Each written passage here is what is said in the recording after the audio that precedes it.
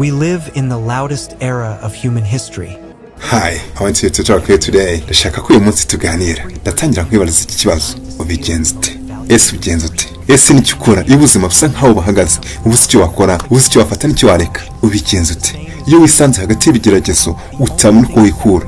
Ese ubigenza ute? Iyo abo wari wizeye bagutireranye bakakwihakana bikaba nkaho bategeze no kukumenya. Ubigenza ute? Ese ubigenza ute? Iyo wakiriye ibaruwa n'ubwuzu bwinshi wayifungura ugasanga ni kwirukana ku kazi. Ubigenza ute? Ese ubigenza ute kandi iyo utegereje ibisubizo bya muganga maze muganga yaza aje kuguha ibisubizo agatangira kubwira ati I'm so sorry. Ubigenza ute? Welcome back to inkuru za 250 mu kiganiro ingingo y'umunsi, ikiganiro duhuriramo tugasangira ijambo. Ni ikiganiro twigiramo amasomo atandukanye ashingiye ku bitekerezo bitandukanye byo muri filosofi, byo muri siyanse ndetse n'ibyo mu buzima busanzwe. Turaza hano tukabiganira tugasangira ijambo. Iki ni ikiganiro ingingo y'umunsi, ikiganiro mutegurirwa kandi mukakigezwaho nanjye Francis Nkurunziza. Reka twiganirire. Ndagira ngo mbabarire wumve inkuru utuje, twumva amasomo akubiye muri inkuru. Ndatekereza ko hari amasomo y'ubuzima uza gukura muri inkuru. And each one felt in his heart that umugabo ubwo yagendaga yaje kwisanga ari nk'umuhigo hagati y'igisamagwe cyagishonje cyane. Nawe urabyumva cyakurikiyeho, uwo mugabo yashatse uburyo yakiza amagara ye, yiruka ahunga icyo gisamagwe. Mu kwiruka kubw'amahirwe uwo mugabo abona umwobo munini wahoze ari iriba ryakamye. Igira inama yo kujya muri uwo mwobo ko yabonaga ko icyo gisamagwe cyo ahari kitari kumusangamo, uwo aba ariho yihishe. Nguko uko yamanutse muri wa mwobo, akimanuka afashe ku muzi w'igiti arebye hasi yagiye kubona hari inzoka y'ubumara bwinshi imutegereje kundi y'icyo cyobo ngo nagera hasi bimusamure. Uwo mugabo akibaza ibibaye, Taiga yari yamaze kugera hejuru ye imutumbiriye imutegereje wave muri uwo mwobo bimusamure umugira ifunguro. Uyu mugabo yarageze hagati y'ibigeragezo atarazi neza icyo yakora kugira ngo abashe kubyikuramo. Nkaho ibyo bidahagije, hazimbiye bitangira gukegeta umuzi uwo mugabo yari afasheho ku buryo igihe cyari kugira uwo muzi nawo ugacika. Umugabo byaramucanze noneho abura icyo yakora. Inkuru irashushanya ibihe abantu benshi twisangamo turi hagati y'ihurizo nk'iry'uyu mugabo, hamwe tuba tuzengurutswe n'ibibazo tutamenya uburyo twabyikuramo. Si ibanga ko hari igihe kigera ubuzima bugashyarira koko bukakubabaza ku buryo wumva ko icyiza kurushaho ari ukubuvamo, hamwe ukira amazi aho kugira ngo ibyo bibazo bigabanuke ahubwo bikiyongera. Iyo ufashe kuri uriya muzi twabonye mu nkuru kandi bibe wukegeta ihumereye nabi, uri hafi kuwuca hasi, inzoka yo mu mara bwinshi gutegereje ngo uhanuke igufate hejuru, utayiga gutegereje ngo uve mu cyobo igusamure. Ese ubigenza ute? Mu buzima hari byinshi bitubaho, nyamara ukaba ari nta kintu na kimwe twakora ngo bigende neza uko tubyifuza. Ugasanga rimwe na rimwe ibyo kugira ngo bitubeho bitugwirire ugasanga ari na ruhare na ruto twabigizemo. When life falls apart, it actually falls into a place. We might want to remember that everything changes from time to time. Iyo ubuzima bugoye tuba dukeneye kwibuka ko byose bihinduka isaha ku yindi. Biba bishoboka ko ijoro urimo byahindukamo amanywa, umwaka ugahindukamo amahirwe, umuvumo ugahindukamo umugisha. It's only the matter of time. Byose kiba ari ikibazo cy'igihe gusa. What should we do when life falls apart, when we are in a miserable situation without way out?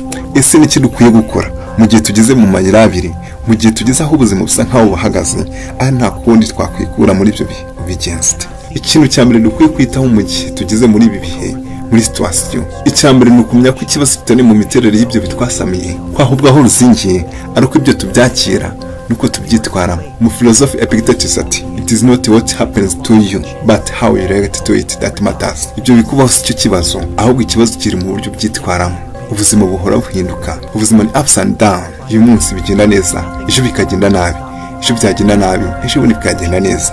Mu gihe ukiri muri ubu buzima uko niko bizahora mu mpinduka zidashira. Izi mpinduka ziba muri ubu buzima nta bubasha namba tuba dufite bwo kubasha kuzigenzura ngo bigende uko tubyifuza. Gusa ariko hari ikintu kimwe dushobora kubikoraho, bita mu buryo tubyitwaramo. How do we relate to it? Nubwo uri muri ibyo bihe bigoye, gusa ariko urebye ku rundi ruhande ntiwabura izindi mpamvu nyinshi zituma wishimira ubuzima. Urebye neza wasanga ko hari izindi mpamvu nyinshi zo gukomeza ujya imbere muri ubu buzima. Twigarukire kuri wa mugabo wacu wari hagati y'ibigeragezo bitatu, atazi uburyo abyikuramo, adahindutse ifunguro rya ziriya nyamaswa, Taiga cyangwa se inzoka. Ubwo wa mugabo yarimo afatije ku muzi w'igiti nawe uri hafi gucika, imbere ugeze kure, yarararamye abona ibitonyanga by'ubuki byavaga mu muzinga w'inzuki wari mu giti cyo hejuru y'uwo mwobo, ku buryo byagwaga ku mutwe w'uwo mugabo. Umugabo acyumva ko ari ubuki buri kugenda bumugwaho, yarararamye arasama bya bitonyanga bitangira kugwa mu kanwa ke, atangira kumva icyanga cy'ubuki, yirengagiza ko hejuru hari igisamagwe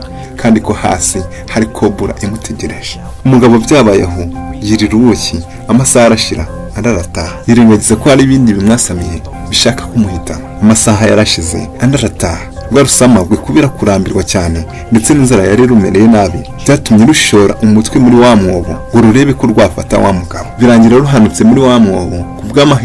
Kubw'amahirwe ya wa mugabo ruhanukira ku rundi ruhande rwitaruye aho wa mugabo yarafashe. Rurahanuka rugwa mu ndiba ya wa mwobo. Iyo tayiga igihanuka yavunitse amaguru, noneho ikirenze icyo igwa kuri ya nzoka irayica. Aho iyo tayiga yari iri noneho ntiyashoboraga kugera kuri wa mugabo wimuka cange, kuko uwo mugabo yakize ibyo bigeragezo byose ava muri wa mwobo ari muzima, ahubwo yahaze ubuki kuko yategereje igihe kigakora ibyacyo.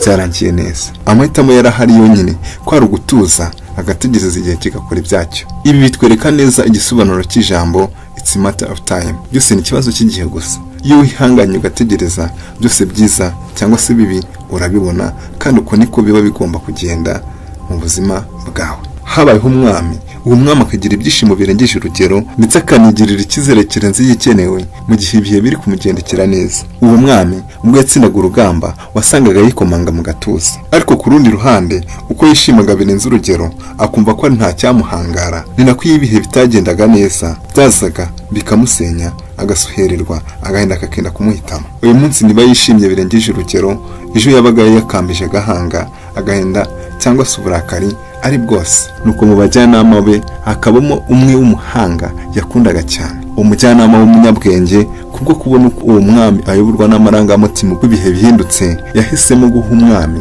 impano y'impeta. Iyo mpeta y'izahabu yari yanditseho ijambo rigira ati this too shall pass, n'ibi bizarangira. Nyuma buri kanya uko akubise amaso kuri iyo mpeta yibukaga ko nta gahora gahanze. Iyo ibihe byagendaga neza ntiyadamararaga ngo agire umurengwe ngo yibagirwe, ahubwo icyo gihe yatangiraga kwitegura ibihe bibi bishobora kuzaba nyuma. Iyo kandi ibihe bibi byazaga ntibyamusenyaga, ahubwo yahoraga yiteze ko nubwo atazi neza igihe bizabera, ariko yabaga azi neza ko nabyo bizarangira. Ibyo tubona ubu si byo bizagumaho mu gihe kiri imbere. Ukiri muri ubu buzima uzahora mu mpinduka zidashira. Icyiza cyagufasha ni ukwakira byose uko bije kandi ukabyakira ukabasha kujyana n'ibihe. Kenshi mu buzima ahazaza hatuzanira ibitandukanye cyane n'ibyo twari twiteze mu buzima. Duhora dutungurwa nabyo, gusa ibyiza n'ibibi biraza bikarangira tugafata ibindi bishya. Umufilozofe Epictetus ati do not demand that things happen as you wish, but wish that they happen as they do happen and will go on well. Ntusabe ko biba uko ubishaka, ahubwo wifuze ko biva uko byakagenze, ko niko uzabasha gukomeza urugendo rw'ubu buzima neza. Soza ubu butumwa nari mbazaniye muri ingingo y'umunsi, mwabaha iyi mpamba y'amagambo y'ihumure nk'uko yavuzwe n'abahanga batubanjirije. Ijambo rya mbere nakubwira nti the darkest hour has only 60 minutes. Na ya saha yijimye kurusha andi yose nayo imara iminota 30 yonyine. Nubwo uri mu bihe bigoye, ni igihe gito nabyo bigashira, icyari ijoro kigahinduka igitondo gituje kandi gitohagiye. Even the darkest night will end and the sun will rise. Nijoro ryijimye kurusha andi yose riracya maze akazuba kakarasa. That which do not kill us make us stronger. Kitatwishikira dukomeza. Life is suffering, but suffering is not the end. Ubuzima bwuzuyemo imibabaro, gusa ariko iyo mibabaro si ryo herezo.